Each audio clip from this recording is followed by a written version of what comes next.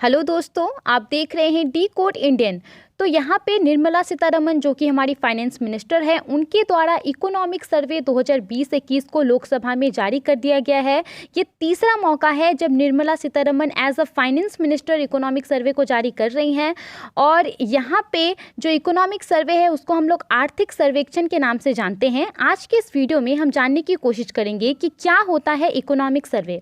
तो अगर मैं आपको आसान शब्दों में समझाऊं तो पिछले एक साल में इकोनॉमिक डेवलपमेंट कौन कौन से हुए हैं, कौन कौन से मेजर इकोनॉमिक डेवलपमेंट हुए हैं, उसका ये एक पूरा ब्यौरा होता है इकोनॉमिक सर्वे। और साथ में ये भी एक झलक होता है कि आगे आने वाले साल में क्या होने वाला है। ये एक तरह से ग्राउंड वर्क है बजट के प्रेजेंटेशन के लिए। दूसरे शब्दों में अगर मैं आपको समझाऊं इकोनॉमिक सर्वे के बारे में तो ये एक तरह का एनालिसिस है उन सभी फैक्टर का जिसका कि इंडियन इकोनॉमिक पे कुछ इम्पैक्ट है और बजट पे कुछ इम्पैक्ट होने वाला है। फॉर एग्जांपल प्राइजेस का कि किस तरीके से पिछले एक साल में दाम घटे हैं, चीज़ों का दाम बढ़ा है। एग्रीकल्चर का एनालिसिस रहता है, इंफ्रास्ट्रक्चर का एनालिसिस रहता है, एम्प्लॉयमेंट को लेकर के एनालिसिस रहता है कि किस तरह से किस सेक्टर में एम्प्लॉयमेंट बढ़ा है, किस सेक्टर में घटा है। इंडस्ट्रियल प्रोडक्शन का एनालिसिस रहता है, money supply, foreign exchange reserve, export import. तो इन सब का यहाँ पे एक एनालिसिस रहता है और इसीलिए हम कह सकते हैं कि ये एक तरह का एनालिसिस बुक है। हर साल इकोनॉमिक सर्वे को एक टीम तैयार करती है। उस टीम को चीफ इकोनॉमिक एडवाइज़र जो होता है देश का मुख्य आर्थिक सलाहकार, वो लीड करता है। और अभी अगर हम बात करें कि कौन है चीफ इकोनॉमिक एडवाइज़र, तो कृष्णमूर्ति सुब्रमण्यम देश के चीफ इकोनॉमिक एडवाइज़र हैं, जिनकी नियुक्ति 2018 दिसंबर में हुई थी। और बतौर चीफ इकोनॉमिक एडवाइज़र ये इनका दूसरा सर्वे है। भारत में सबसे पहली बार 1950-51 फाइनेंशियल ईयर में पहला इकोनॉमिक सर्वे करवाया गया था, जो कि यूनियन बजट का पार्ट था। यानी कि अभी जैसा कि मैंने आपको बताया कि यूनियन बजट के पहले इसे प्रेजेंट किया जाता है, लेकिन उस समय में ये यूनियन बजट का एक पार्ट हुआ करता था।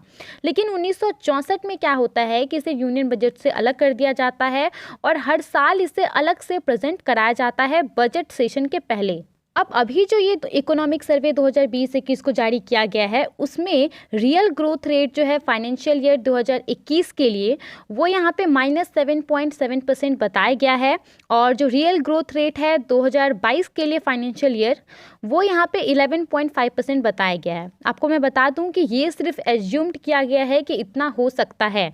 और ये किसके बेस्ड पे किया गया है, तो IMF यानी कि इंटरनेशनल मॉनेटरी फंड के बेस्ड पे यहाँ पे एस्टिमेशन जो है उसको किया गया है। और साथ ही में यहाँ पे फाइनेंशियल ईयर 2021-22 के लिए जो एस्टिमेटेड GDP है यानी कि ग्रॉस डोमेस्टिक प्रोडक्शन, वो यहाँ पे 11% जो है वो बताया जा रहा है।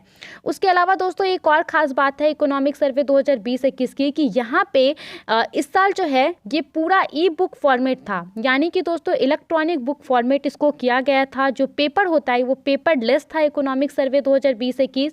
और साथ ही में यहाँ पे एक ऑफिशियल इकोनॉमिक सर्वे ऐप को भी लॉन्च किया गया है, ताकि जो भी लोग हैं वो आसानी से क्या क्या इकोनॉमिक सर्वे में बातें हैं उसको जान सके। तो दोस्तों आज के इस वीडियो में इकोनॉमिक सर्वे क्या होता है उसके बारे में इतना ही था। आई होप आपको ये समझ आ गया होगा। अपना समय देने के लिए बहुत बहुत धन्यवाद। आप इकोनॉमिक सर्वे के बारे में क्या सोचते हैं हमें कमेंट करके जरूर बताइए।